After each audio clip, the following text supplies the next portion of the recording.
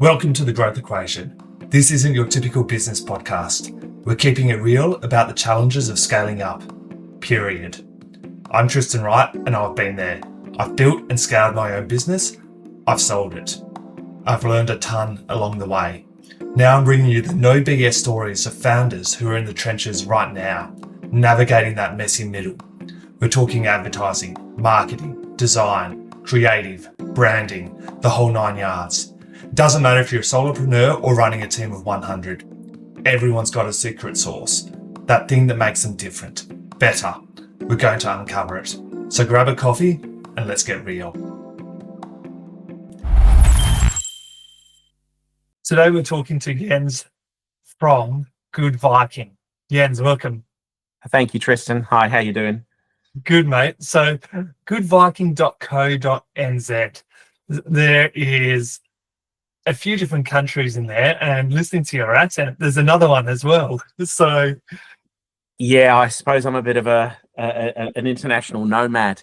But yeah, no, I grew up in a Danish household in London, and then grew up and worked in London up until the age of 30, and then met my lovely wife, who's a Kiwi, and then we moved down under, but we ended up in Sydney rather than Auckland for a while, so we were there for 12 years. And they would have let you into New Zealand to start with, or? Yeah, that's right. They thought, no, you go to Australia first. You're a ruffian. No, not really. You go to Australia, and then we were there for 12 years, and then finally we moved over here, just over 10 years ago, and it's been great. So I'm based in Auckland, but international. And the weather in Auckland's probably a bit more similar to London and the Netherlands than it is Sydney. It is a little bit. It's a little bit cooler, but to be honest, the summers are getting warmer, and it does remind me a little bit of Sydney from time to time. But Sydney's heat was quite something, wasn't it? Yeah. So, you would have seen the industry over in London, in Sydney, now in New Zealand. I want to hear a bit about your journey. We'll get to the business setup, but I want to hear a bit about your backstory and where you've worked and who you've worked with.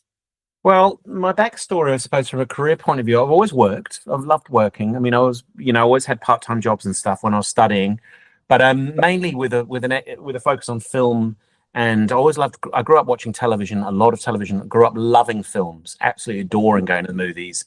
And then, of course, growing up with videos at home and then DVDs, and then it became Blu-rays, and now you can just stream anything, which is great. But I started out working on film sets and at a film company, photocopying scripts and so on. And from that, I ended up working in a TV network where they needed creatives to promote their TV shows. It was called a promos department or a promos unit, which was basically making 30-second or 15-second or 60-second content to promote the TV show that would be on that week or that month. And as time progressed, I started working at various TV networks, including ITV in London and Sci-Fi Channel, part of the launch channel. I was part of the launch team there, and I gradually got into writing a copy and directing voiceover artists, and then directing live action and shooting and filming, and becoming also quite adept at creating graphic design with a graphic design team and branding. So I've managed to kind of,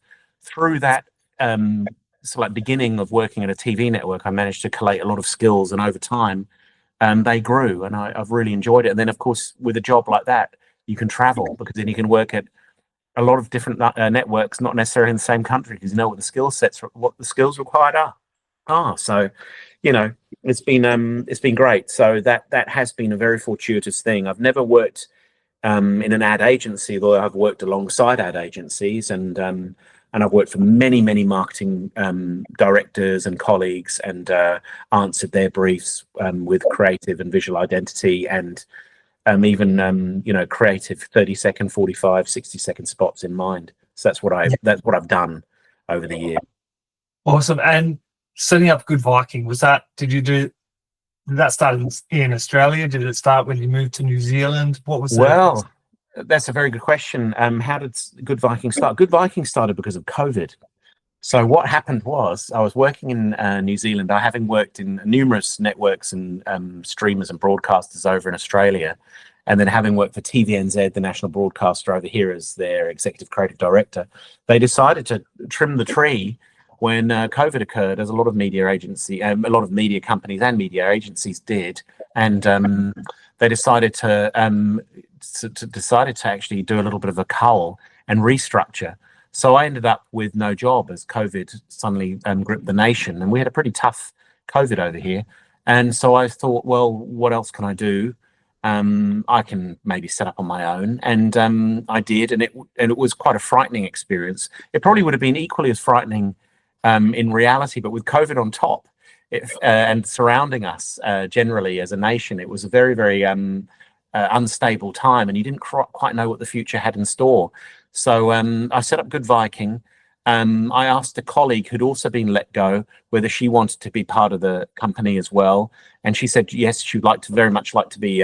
That's Sarah Finney, who's an expert in marketing and strategy, and so we worked together to set up Good Viking. Now there's only two of us as the core component of the company, but ultimately we set up, and the work started flowing, and I got a bit of work from TVNZ, who'd let me go as well, which was very fortuitous. And I ended up working for a number of media companies who needed creative and needed graphic design work and needed branding and strategy and positioning for brands. And I started drawing on all those skill sets that I'd accumulated over the years. And Sarah Finney and I at Good Viking started working very closely together, but also working. She took care of the marketing aspects of the business in regards to marketing strategy and what was required from our clients on that front. And I took care of the creative. And sometimes, of course, creative and marketing work very well together when they're aligned.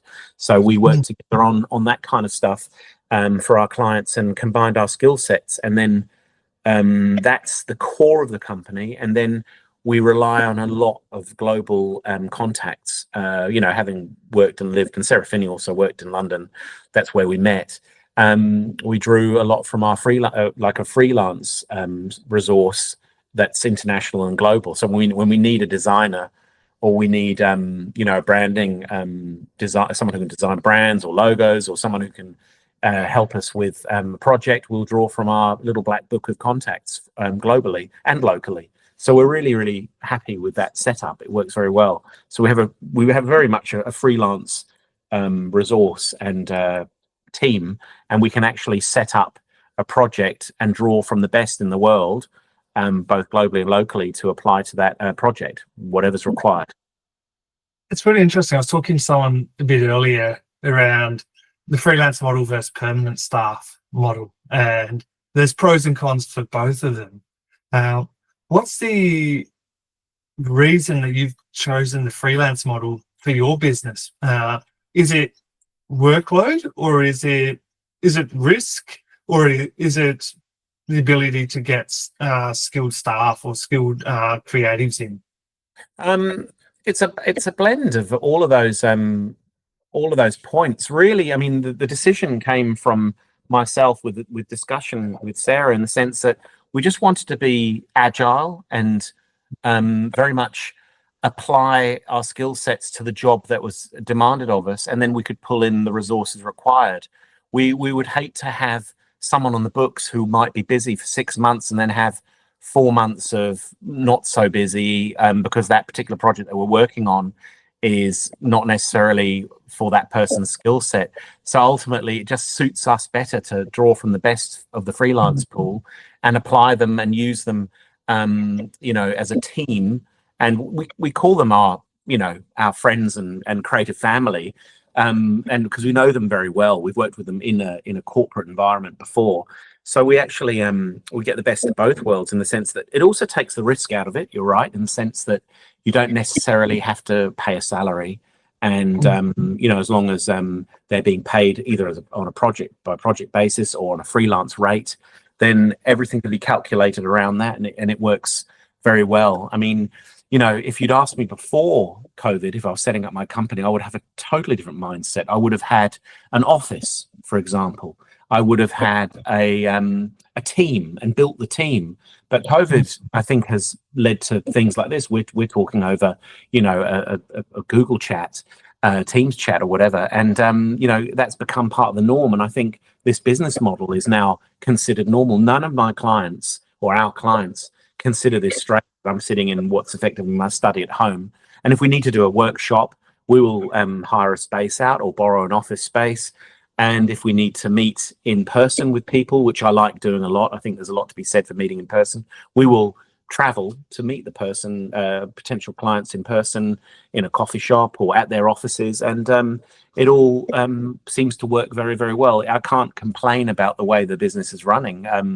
I thought we'd need an office at some point. And often people say, hey, when are you going to expand? Either because they're interested in becoming part of the team or they're kind of keen to know whether I'm going to have an office somewhere. And often I just usually say, I don't think we're going to change the model at the moment. I mean, people have asked because, they're curious, but ultimately it's working. It works for me and it works for Sarah and it works for us. It works for Good Viking. At the end of the day, and this is what a lot of people forget, business is a tool for life. Business is there for you to help enjoy your life. So the business model, the business structure has to be set up in such a way that it fulfills that it actually helps you enjoy what you're doing, both inside business and outside of business. Yeah, that's very, very true. I think the interesting thing about that also is it takes discipline to run your own business for sure. And that discipline is something that you learn when you're in a corporate environment, but ultimately the discipline has to be even more tightened up when you work for yourself, because, you are just literally managing yourself and you have to have that sense of scheduling, timekeeping, meeting structure.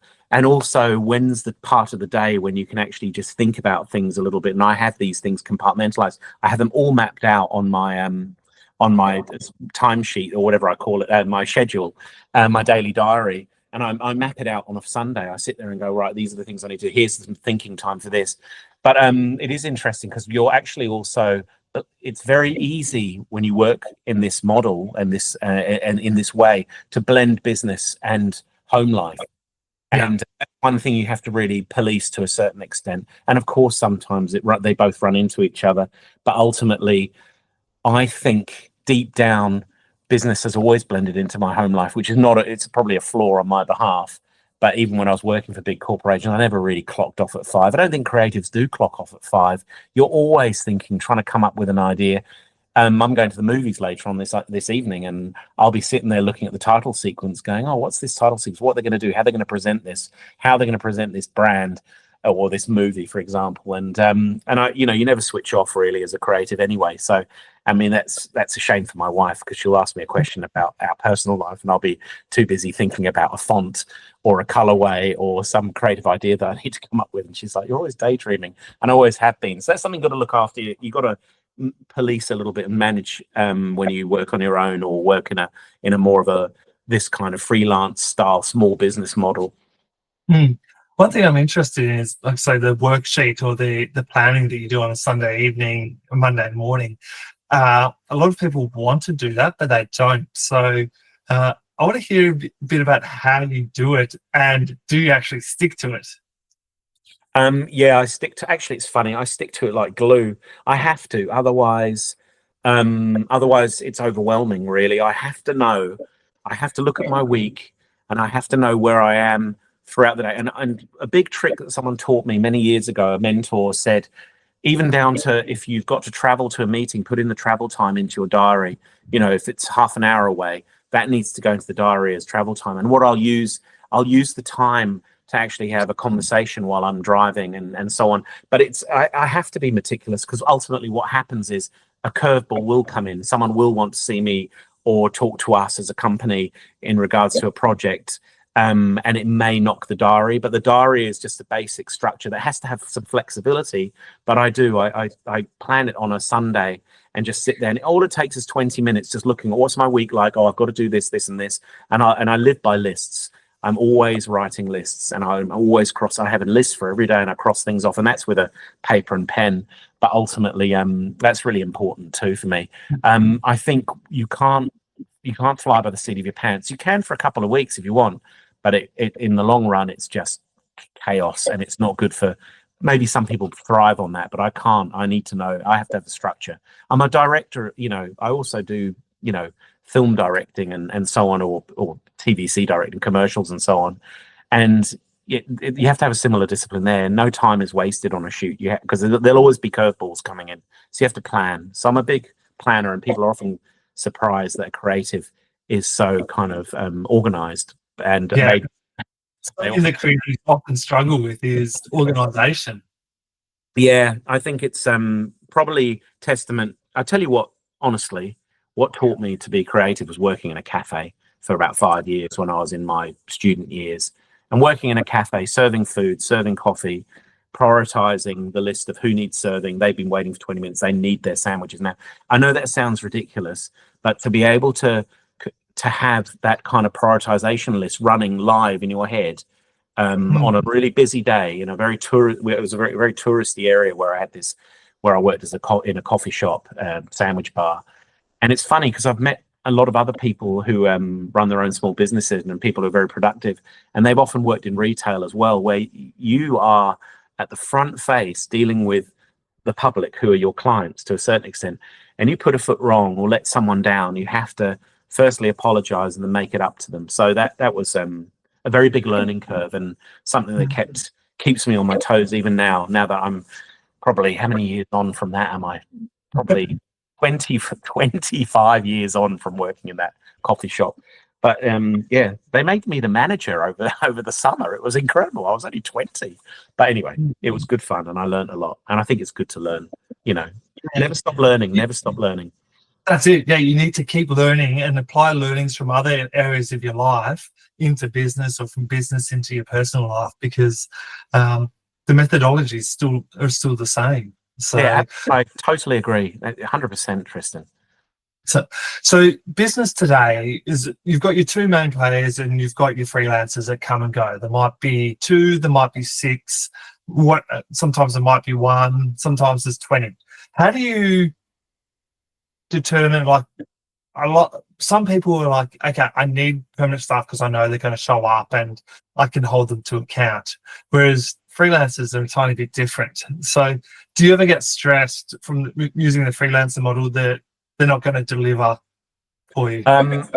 Not with the freelancers that we commission, but I can answer because they are, tried and tested, and a lot of them I have a long-term working relationship with, and that might span, I might have met them years ago and I still work with them. That said, there is something a little bit nerve-wracking when you can't get the right freelancer that you'd hoped, your usual guy or girl isn't around, and you have to maybe go for someone that's a bit of an unknown. But touch wood, every unknown that I've worked with has never let me down, and has or let us down, and has never really failed. And I think the thing is, that's testament to recommendations within the freelance world. I won't be shy about asking a freelancer who I rely on to suggest someone else who could maybe fill their shoes.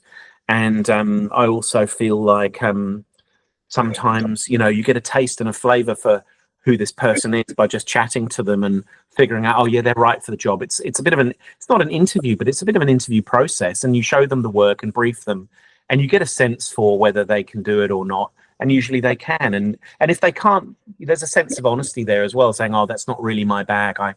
But I know what you need, and perhaps I can suggest so-and-so to do this for you. But ultimately, I have, my contacts, and we have Sarah's contacts, and we also have the contacts of our freelancer bed as well, or foundation. And so generally that keeps the nerves out of it. I mean, what is nerve-wracking is when the deadline is a fast turnaround job.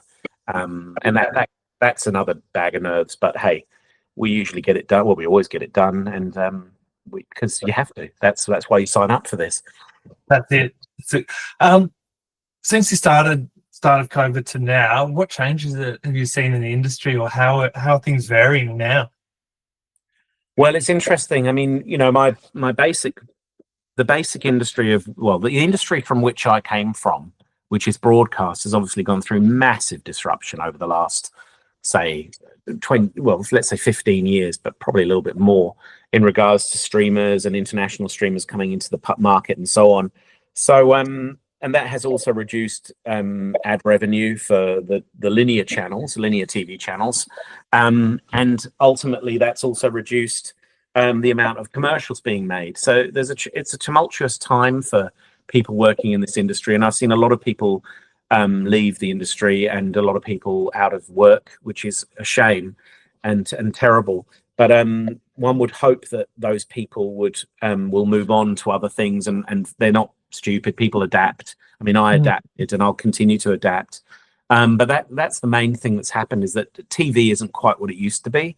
It's probably going through the same situation that radio did many, many, many years ago.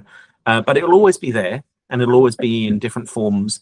But the thing that is interesting is that corporations and other brands require far more content now. You've got people like Whittaker's Chocolate or Cadbury's Chocolate. They have a creative and content team, usually internally, or if not, they're also farming out work that is similar to the kind of work that I used to do, such as I used to work in 60 seconds, 30 and 15-second pieces of content, and 2-minuters and 8-minuters, sales reels and so on. So it's not that hard to apply my skill set to a small corporate or a large corporate video that is promoting, say, Whittaker's Chocolate, for example, because I know how to do it in that timeline and in that duration. And I know what's required. So that it's a format that actually does hold well, or both. Well, it's a format that is utilized now, even with social media. So things are just shifting, platforms are sliding, and so on. But if your skill set's similar to mine, you'll find a way to make it work. And that's the fun thing. I mean, I love coming up with creative, regardless of who that creative's for. I need to engage people, make them excited about a brand, and make them feel like partaking in the brand, or at least being getting the brand noticed in their eyes. So that's my speciality. So that I don't think that need will ever die. Totally. What do you feel when I say the word AI? Well, AI is said every day, more or less. Everyone's talking about AI. When someone says something along the lines of, "Oh, I'll put the copywriting through AI," I flinch a little bit. I think AI is a fantastic tool, and there's no doubt that it's really, really useful. But really the question is, what are you using it for? I think that's the first primary question. What are you using it for, and why? And of course, there is a need for AI. I mean, it's not that I haven't wanted to use AI, and I have worked in teams that have used AI to generate an image very, very quickly, for example. If it's a style frame or something like that, or something towards where we're heading in regards to a visualization of a creative piece of work. I personally haven't used AI for any copywriting. I like writing. I enjoy the process. I enjoy coming up with the thoughts myself. But I understand it's very, very useful for that too, and I've got friends who've used it. It's a bit of a buzzword at the moment, and I think it's not going to go away for sure. If anything, what you'll end up having, and I've met a few people who work in the field, and I've seen them talk at conferences and so on. You'll have people who are very, very skilled at using AI as a tool. So that's what AI is. It's the same as anything else. You have to have a great human behind the leading the toolkit of AI to get you to a place that's actually going to solve whatever the creative challenge or whatever the problem is that you want AI to solve for you. But I think AI can also make us lazy, and that's the one thing that I'm probably a slight Luddite. You know how when someone asks you something you don't know, you immediately look at your phone and you kind of go, "Oh, okay, Google's going to tell me this." I'd rather not go directly to Google. I try and rack my brain and see if I actually know, rather than otherwise, you might it's like, I don't know, your memory might lapse, or your knowledge levels might drop. I just don't think we should be overly reliant on machines, but unfortunately machines are around us all the time. Technology is there all the time. We're on one. We're working with technology right now, talking to you. So I'm not going to damn it. But AI is an interesting question. I'm excited to see where it's going to take us, and I'm excited to see where what I'd call the AI navigators or operators are going to take us.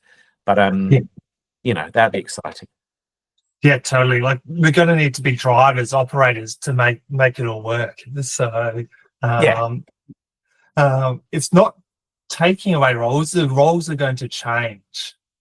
Yeah, I agree. I think the roles are going to change, and you'll have, rather than maybe a designer on the design team, you might have rather than two designers, for example, on a design team, you might have a designer and an AI designer. And that just means, oh, okay, cool, because you have to, at the moment, and who knows how quickly how quickly the AI systems are going to evolve, and I'd imagine it'd be pretty quickly. But at the moment, you still have to give them the necessary cues, the necessary inputs to get where you want to go. But I mean, amazingly, Coca-Cola did the big global Christmas campaign using entirely AI generated content.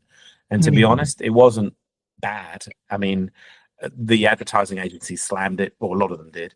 But I didn't think it was particularly bad. I didn't think it was particularly great either. I mean, it was a very generic ad, but AI created this, and that's fascinating to me.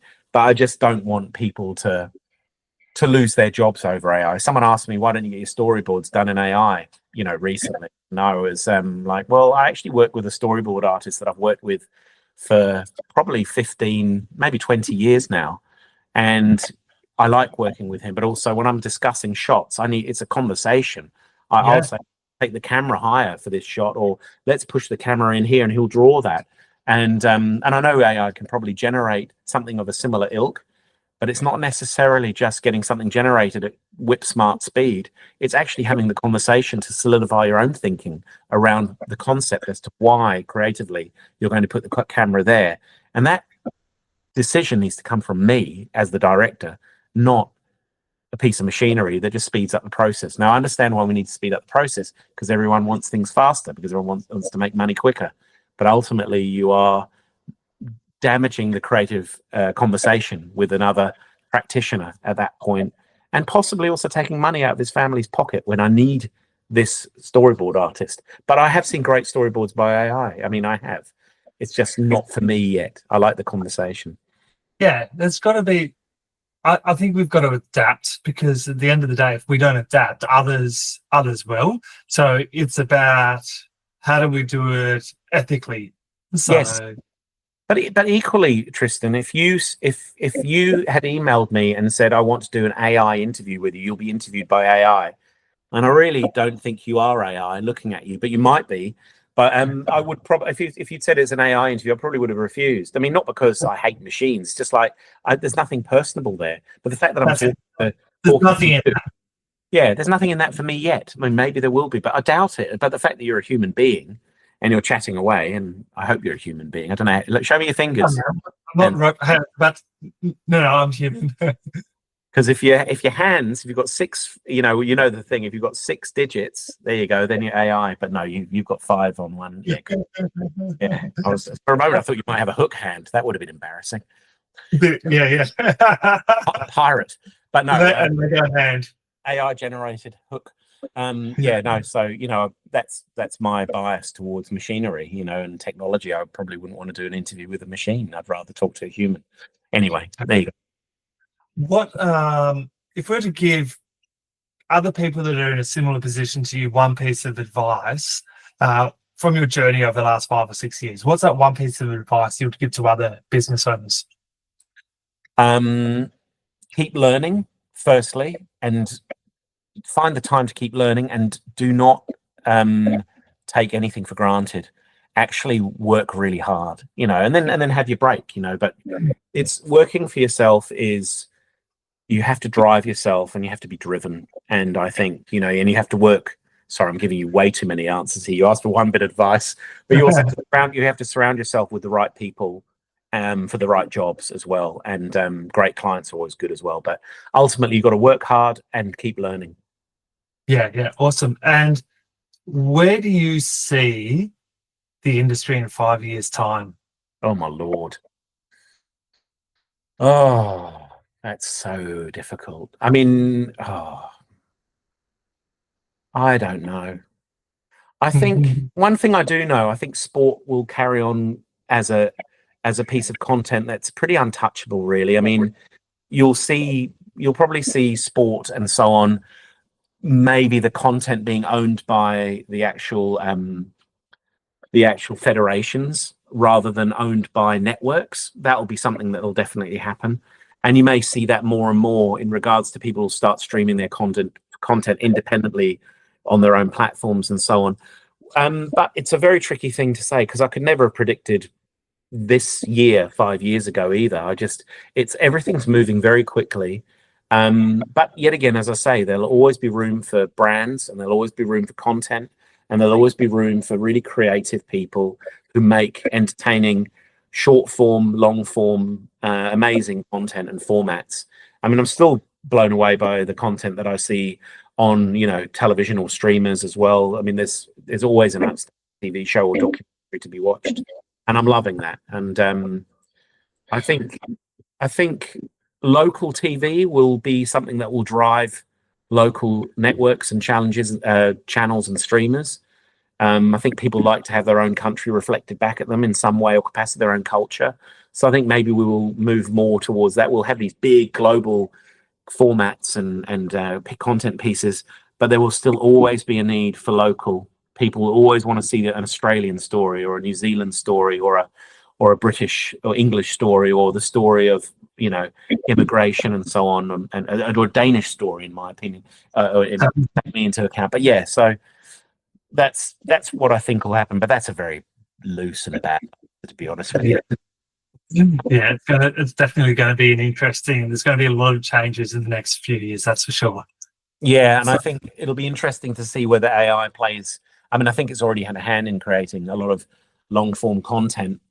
I don't know whether Disney uses it to churn out, some of the scripts for the Star Wars franchise, but I would argue they probably did, and I think AI malfunctioned in that regard, if it was AI. But equally, I think it'd be interesting to see if there's any automated work coming out. I think that will be interesting to see whether you can tell whether the script has been written by AI and whether the actors and the special effects are slightly superficial. Well, not real, basically. Interesting. I don't know. We'll see. Yeah. Awesome. Thank you very much for your time today, mate. Best way to get in contact with you? Go to the website goodviking.co.nz and sling us a contact email through there. That'd be good. Awesome. Thanks, mate. Have a great day. See you, mate. Thank you. Bye. That's a wrap. Thanks for tuning into The Growth Equation. If you've enjoyed the show, hit that subscribe button and leave a review. It helps us big time. Catch you next time. And if you want more, head over to evolvetogrow.com.au for show notes and exclusive content.